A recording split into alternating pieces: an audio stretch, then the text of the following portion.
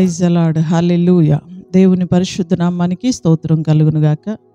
ఈ మంచి ఉదయకాల సమయం దేవుని మాటలు వింటున్న మీ అందరికీ కూడా నా హృదయపూర్వకమైనటువంటి వందనాలు. ఎలా ఉన్నారు? మీరు, మీ కుటుంబాలు, మీ బిడ్డలు క్షేమంగా ఉన్నారా? దేవుని మహాకృప మీకు, మీ కుటుంబాలకి తోడైయుండును గాక. ఆమేన్. పరిశుద్ధ గ్రంథంలో నుండి ఒక వాక్యాన్ని మనం చదువుకుందాం. చూడండి, సామెతల గ్రంథం 4వ అధ్యాయం 20-21 వచనాలు మనం చదువుకుందాం. సామెతల గ్రంథం 4వ అధ్యాయం 20-21 వచనాలు చదువుకుందాం. నా కుమారుడా, నా మాటలను ఆలకింపుము, నా వాక్యములకు నీ చెవియొగ్గుము, నీ కన్నుల ఎదుట నుండి వాటిని తొలగిపోనివ్వకుము, నీ హృదయమందు వాటిని భద్రము చేసుకునుము. హల్లెలూయా.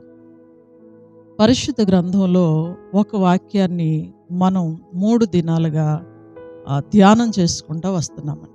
అదేంటంటే, వాక్యం మనలో ఎలా ప్రయాణం చేయాలి. ఒకటి, మనం ఏమని ధ్యానం చేసామంటే, మన నోటి నిండా దేవుని వాక్యమే ఉండాలి.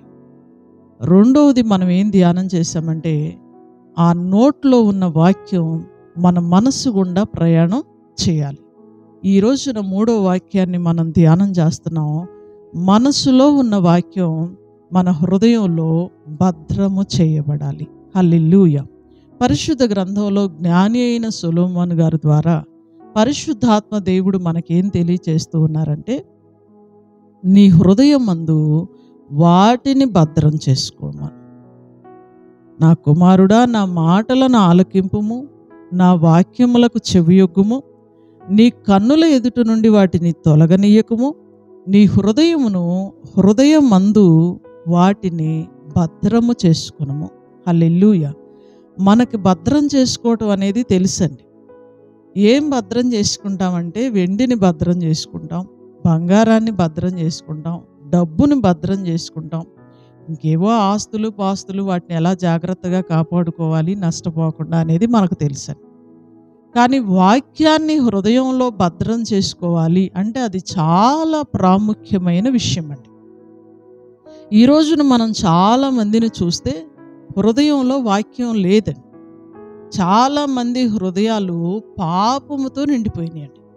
మీకు ఎలా తెలుసు పాస్టర్ గారు అని గనక మీరు అంటారేమో, బైబిల్ గ్రంథంలో మనుషుని హృదయంలో నుండి ఏం వస్తాయో ఏమున్నాయో ఇక్కడ అన్నీ కూడా వ్రాయబడి ఉన్నాయి. మార్కు సువార్త 7వ అధ్యాయం 21వ వచనం, లోపల నుండి అనగా మనుషుల హృదయములో నుండి దురాలోచనలను, జారత్వమును, దొంగతనములను, నరహత్యలను, వ్యభిచారములను, లోభములను, చెడుతనమును, కృత్రిమమును, కామ వికారమును, మత్సరమును, దేవదూషణయు, అహంభావమును, అవివేకము వచ్చును.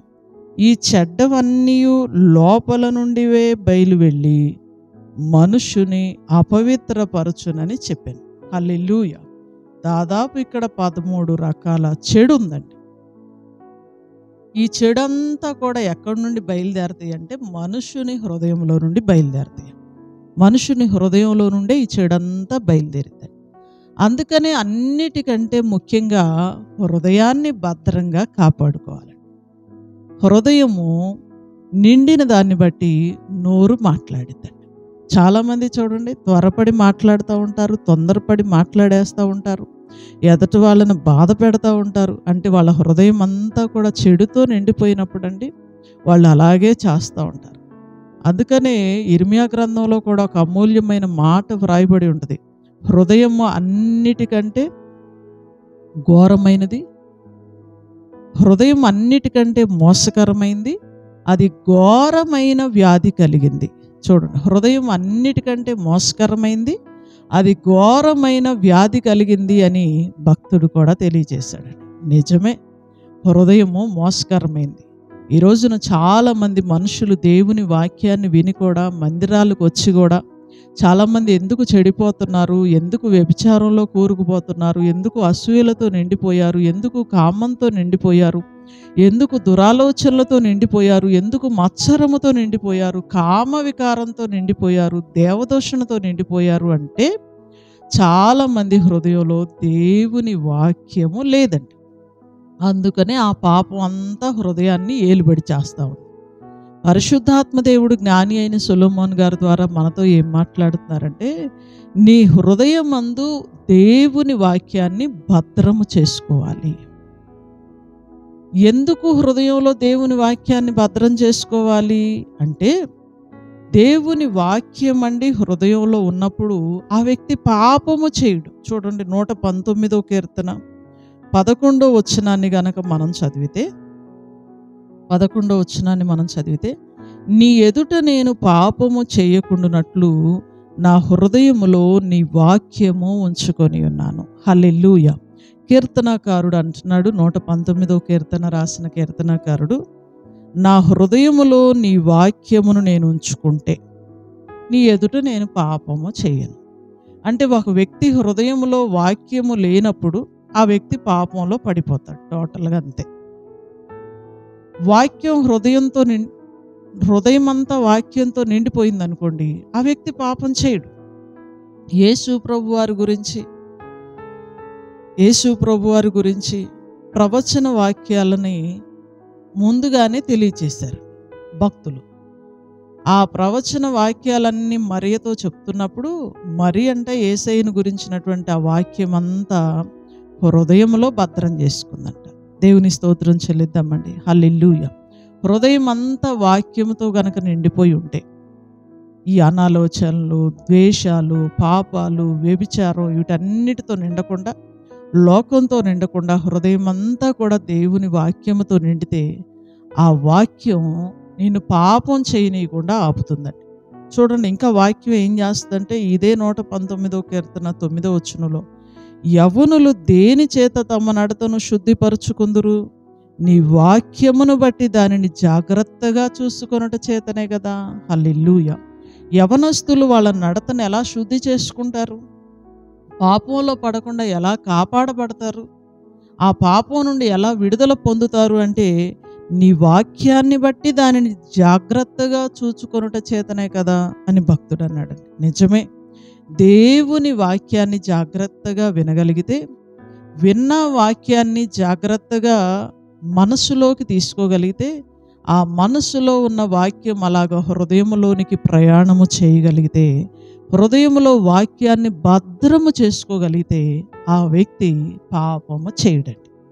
ఈ రోజున ప్రభువుని నమ్ముకొని కూడా మందిరంలో ఉండి కూడా చాలామంది వ్యభిచారులుగా, త్రాగుబోతులుగా, తిరుగుబోతులుగా, పాపంలో, చెడులో ఎందుకు కూరుకుపోయారు అంటే, వాళ్ళు మందిరంలో ఉన్నారు కానీ మందిరంలో వినపడుతున్నటువంటి దేవుని వాక్యం, చెప్పిన దేవుని మాటలు వాళ్ళ హృదయంలో భద్రము చేయబడలేదండి.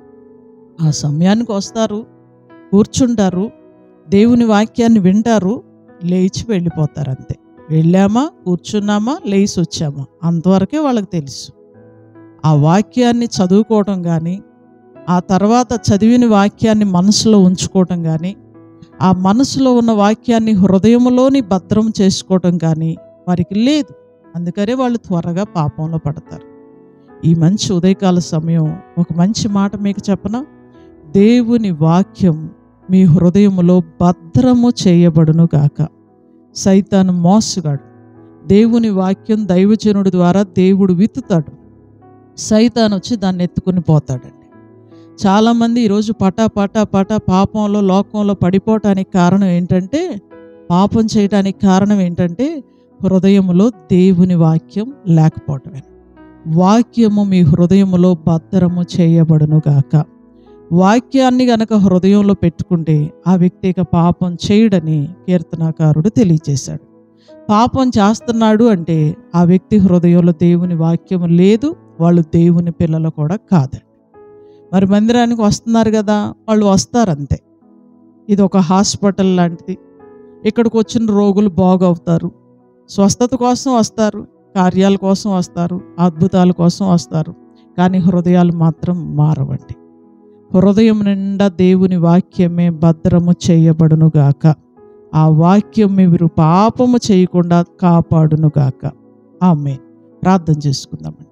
పరిశుద్ధుడైన తండ్రి, ప్రేమ కలిగిన మా ప్రభువా, దయ కలిగిన యేసయ్య, కృపా సత్య సంపూర్ణుడా, మీ ఘనమైన శ్రేష్టమైన నామానికి వందనాలు, స్తోత్రాలు, స్తుతులు చెల్లిస్తూ ఉన్నాం. ఈ మంచి ఉదయకాల సమయం ఎన్నో అమూల్యమైన నీ మాటల ద్వారా మాతో మీరు మాట్లాడినందుకు వందనాలు. వాక్యము మా నోటి నిండా ఉండాలి. నోట్లో ఉన్న వాక్యం మా మనసులోనికి వెళ్ళాలి. మనసులో ఉన్న వాక్యం మా హృదయంలోనికి రావాలయ్యా. హృదయంలో ఆ వాక్యం భద్రము చేయబడాలి. హృదయంలో వాక్యం భద్రం చేయబడితే ఆ వాక్యం మమ్మల్ని పాపము చేయనీయకుండా ఆపుతుందయ్యా. నిజమే, కీర్తనాకారుడు పలికినట్లుగా మేమందరం పాపము చేయకుండా నీ వాక్యం మమ్మల్ని కాపాడును గాక. ఆ వాక్యం మా హృదయంలో భద్రము చేయబడును గాక. అట్టి మనసు మా అందరికీ దయచేయండి. ఉదయకాల సమయం నీ మాటలు వింటున్న ప్రతి బిడ్డని, వారి కుటుంబాలని దీవించండి. ఈ రోజంతా ఉద్యోగాలకి, డ్యూటీలకి వెళ్తున్న బిడ్డల్ని కాపాడండి. కూలి పనులకు వెళ్తున్న బిడ్డల్ని కాపాడండి. మంచి వ్యాపారాలు చేస్తున్న బిడ్డల్ని దీవించండి. ఆరోగ్య క్షేమాలు మీరు దయచేయండి. స్కూళ్ళకి, కాలేజీలకు వెళ్తున్న పిల్లల్ని కాపాడండి. వారికి నీ కృపా కాపుదల, క్షేమం, దీవెన మీరు దయచేయండి.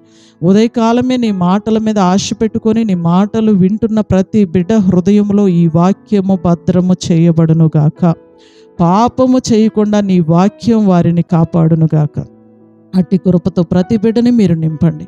ఉదయకాలపు దీవెనలు, ఆశీర్వాదాలు నీ మాటలు వింటున్న ప్రతి బిడ్డకి, వారి కుటుంబాలకు మీరు అనుగ్రహించమని వేడుకుంటూ, నజరేయుడును శక్తి కలిగిన యేసుక్రీస్తు వారి అతి శ్రేష్టమైన నామములో ఈ ప్రార్థన మనవులు అడిగి వేడుకొంచున్నాము తండ్రి. ఆమేన్. హల్లెలూయా. గాడ్ బ్లెస్ యు అండి. దేవుడు మిమ్మల్ని దీవించును గాక. అందరికీ వందనాలు.